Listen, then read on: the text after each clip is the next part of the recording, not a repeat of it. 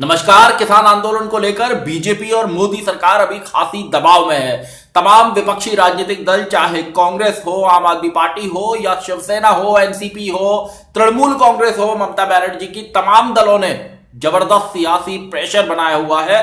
और इस सियासी प्रेशर के बीच में किसानों का आंदोलन बहुत तेज हो रहा है। और अभी जो आज ताजा घटना हुई है दिल्ली में आम आदमी पार्टी के नेता, विधायक, जल बोर्ड के उपाध्यक्ष राघव चड्ढा के दफ्तर में तोड़फोड़ हुई है। और आम आदमी पार्टी ने पूरी सोशल मीडिया पर यह कहा है, लगातार ये बयान आ रहे हैं कि उनके दफ्तर में जो तोड़फोड़ हुई है वो भारतीय जनता पार्टी के लोगों ने की है। उनका कहना है कि दिल्ली बीजेपी के अध्यक्ष आदेश गुप्ता के नेतृत्व में बहुत सारे लोग आए और जल बोर्ड के दफ्तर में तोड़फोड़ की गई। इसको लेकर बीजेपी ने पलटवार किया है। और ये जो सियासत है इसको आम आदमी पार्टी ने कृषि कानूनों से जोड़ दिया है, क्योंकि उनका कहना है कि वो किसानों के समर्थन में खड़े हैं, इसलिए बीजेपी को ये पच नहीं रहा है। आज इस पर बात करूंगा। आप देख रहे हैं सत्यहिंदी.com। अपील मेरी आपसे यही है कि कॉर्पोरेट मीडिया के मुकाबले आजाद पत्रकारिता का समर्थन करें। सत्य हिंदी की सदस्यता योजना में शामिल हों। आर्थिक भुगतान का लिंक हमने डिस्क्रिप्शन में दिया हुआ है। कृषि कानूनों को लेकर जो सबसे ज्यादा मुखर, एक तो कांग्रेस ने तो आज राहुल गांधी गए राष्ट्रपति के पास, उनको 2 करोड़ हस्ताक्षर सौंप कर आए। कांग्रेस तो मुखर है ही, लेकिन दिल्ली के अंदर क्योंकि सरकार आम आदमी पार्टी की है और दिल्ली देश की सत्ता का सेंटर पॉइंट है, यहां पर आम आदमी पार्टी ने किसानों के समर्थन में पूरी पार्टी खड़ी है। अरविंद केजरीवाल खड़े हैं और अरविंद केजरीवाल उपवास तक रख चुके हैं 1 दिन का। और बीजेपी इसको लेकर सियासी दबाव में है, क्योंकि किसानों का आंदोलन बढ़ता जा रहा है। न किसान पीछे हटने को तैयार है, न सरकार पीछे हटने को तैयार है। ऐसे में मोदी सरकार के, बीजेपी के तमाम आला रणनीतिकार इस मसले का हल निकालने में जुटे हैं कि किस तरह किसानों का ये आंदोलन खत्म होगा, क्योंकि आने वाले कुछ महीनों में कई राज्यों में विधानसभा के चुनाव होने वाले हैं।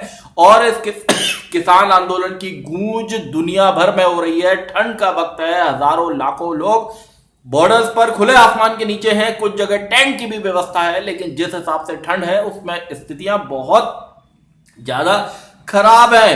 और आज जो ये हमला, जो आम आदमी पार्टी ने आरोप लगाया है कि जल बोर्ड के दफ्तर में जो हमला हुआ है उसमें बीजेपी के लोगों का आरोप है, उसमें बीजेपी के लोगों का हाथ है और बीजेपी वाले अब गुंडागर्दी कर रहे हैं। आपको याद होगा कुछ दिन पहले मनीष सिसोदिया जो उप मुख्यमंत्री हैं, उन्होंने भी एक वीडियो जारी करके कहा था कि बीजेपी कार्यकर्ताओं की भीड़ उनके घर के अंदर घुस गई। उस समय वो घर पर नहीं थे। तो दिल्ली के अंदर आम आदमी पार्टी और बीजेपी का जो एक क्लैश है, वो क्लैश दिखाता है कि वास्तव में सियासी प्रेशर जबरदस्त है। हालांकि जो बीजेपी है वो दूसरे मसलों को लेकर प्रदर्शन कर रही है, लेकिन आम आदमी पार्टी का यह कहना है कि क्योंकि उनकी पार्टी, उनकी सरकार किसानों के हक में खड़ी है, किसानों के हक की बात कर रही है, इसलिए बीजेपी के नेता हमला कर रहे हैं, उन पर परेशान हैं। तो ये जो सियासत, दिल्ली की जो सियासत है, क्योंकि आम आदमी पार्टी ने ऐलान कर दिया है कि वो चुनाव लड़ेंगे,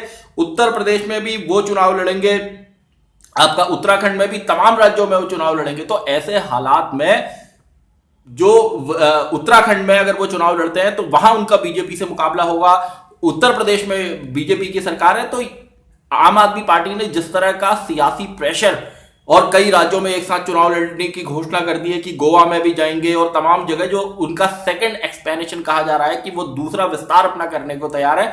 तो ऐसे हालात में तो ये जो सियासी लड़ाई है वो ज्यादा बढ़ती दिख रही है। और आपको याद होगा कि कुछ दिन पहले केजरीवाल ने जब विधानसभा में कृषि कानूनों की जो कॉपी थी उसको फाड़ दिया था, तो उसको लेकर भी बीजेपी के जबरदस्त रिएक्शन आए थे। कुल मिलाकर इस मामले में बीजेपी को चुनौती मिलती दिख रही है, क्योंकि जैसा मैंने कहा कि दिल्ली सत्ता का सेंटर है और यहां पर लगातार 2 विधानसभा चुनाव में भारतीय जनता पार्टी ने कोशिश की अपनी सरकार बनाने की। और पिछला चुनाव तो बेहद गर्म रहा, बेहद गर्मजोशी वाला चुनाव रहा और आमने सामने बीजेपी और आम आदमी पार्टी रहे और उसमें आम आदमी पार्टी ने बड़ी जीत हासिल की। और उसके बाद से तमाम मसलों पर ये दोनों दल आमने सामने होते रहते हैं। एमसीडी के चाहे मसले हों या कोई और मसले हों, इन दोनों दलों में तलवारें खिंची रहती है। अब आज जो ये हमला हुआ है, इसके बाद पूरी आम आदमी पार्टी का ये कहना है कि उनके नेताओं पर, उनके मुख्यमंत्री के घर के बाहर के सीसीटीवी कैमरे तोड़े गए, उप मुख्यमंत्री के घर के अंदर बीजेपी कार्यकर्ता गए और आज के जो हमला हुआ है ये बीजेपी के लोगों ने कराया है। तो इसको लेकर जो अब सियासत है वो दिल्ली की सियासत बहुत गर्म है और इसका मैसेज जो ये जा रहा है वो ये आम आदमी पार्टी देने की कोशिश कर रही है कि वो किसानों के साथ खड़ी है, इसलिए ऐसा हो गया है। और केजरीवाल किसानों के साथ खड़े हुए हैं, केजरीवाल पंजाब के लोगों की मदद कर रहे हैं, इसलिए ये सब हो रहा है। तो ये कुल मिलाकर एक सियासत है। और याद होगा आपको कि कुछ दिन पहले जब आम आदमी पार्टी ने अमित शाह के घर के बाहर प्रदर्शन की बात कही थी, तो उस प्रदर्शन से पहले ही राघव चड्ढा और तमाम बहुत सारे लोगों को हिरासत में ले लिया था। तो दिल्ली में जो ये आम आदमी पार्टी बीजेपी की लड़ाई है, इसका सीधा सीधा मतलब साफ साफ ये समझ आता है कि सियासी प्रेशर जो है वो जबरदस्त है, क्योंकि बीजेपी ने भी कृषि कानूनों को लेकर, इनको किसानों के हित में बताने को लेकर एक कहें आप जन आंदोलन सा छेड़ा हुआ है। तमाम बीजेपी के नेता, कार्यकर्ता, बड़े लोग, सांसद, मंत्री सोशल मीडिया पर और सड़कों पर कृषि कानूनों को किसानों के हक में बता रहे हैं, क्योंकि इससे सियासी प्रेशर ऐसा बढ़ रहा है। क्योंकि पंजाब के अंदर शिरोमणि अकाली दल बीजेपी का साथ छोड़ चुकी है, हरियाणा में जननायक जनता पार्टी पर जबरदस्त दबाव है, राजस्थान में राष्ट्रीय लोकतांत्रिक पार्टी ने कह दिया है कि कृषि कानूनों को वापस नहीं लिया गया तो वो अपना समर्थन एनडीए से वापस ले लेंगे, वो एनडीए से बाहर आ जाएंगे। तो हालात जो है वो निश्चित रूप से कठिन है। ऐसे में जो सरकार के स्ट्रेटेजिस्ट हैं, जो रणनीतिकार हैं, उनके सामने बड़ी मुश्किल है कि किसानों को किस तरह मनाया जाए, क्योंकि कई बार किसानों के साथ जो बातचीत है वो बेनतीजा रही है, उसका कोई रिजल्ट नहीं निकला है और लगातार जो प्रपोजल सरकार की ओर से है उनको किसान खारिज कर रहे हैं। किसानों का साफ कहना है कि इन 3 कृषि कानूनों को वापस लिया जाना चाहिए। और ऐसा लगता है कि आने वाले जो दिन हैं वो हिंदुस्तान की सियासत में, क्योंकि ये साफ हो गया है कि किसान पीछे हटने वाले नहीं है। सरकार के पास ऑप्शन है कि वो पीछे हट सकती है, वो कृषि कानूनों को वापस ले सकती है, लेकिन सुप्रीम कोर्ट में उसने इस बात से इनकार किया है कि वो इन कानूनों को वापस लेगी। तो हालात जो है वो साफ इस ओर इशारा करते हैं कि आने वाले दिनों में आम आदमी पार्टी और बीजेपी की जो जंग है वो यहां तो बढ़ेगी, लेकिन इसका मैसेज तमाम राज्यों में जाएगा। आप ऐसे समझिए कि पश्चिम बंगाल के अंदर अगले महीने ममता बनर्जी एक बड़ी रैली करने वाली हैं और उसमें वो एनसीपी के मुखिया शरद पवार को, डीएमके के चीफ स्टालिन को और आम आदमी पार्टी के संयोजक और दिल्ली के मुख्यमंत्री अरविंद केजरीवाल को बुला रही है, क्योंकि ममता बनर्जी भी जानती है कि अभी मोदी सरकार के खिलाफ विपक्ष के तमाम नेताओं की जरूरत है, एक संयुक्त आवाज की जरूरत है, एक मजबूत आवाज की जरूरत है जो मोदी सरकार से लड़ सके। ऐसे नेता कृषि कानूनों के खिलाफ या दूसरे मसलों पर सरकार के खिलाफ, सरकार के सामने खड़े होने का दम दिखा सके।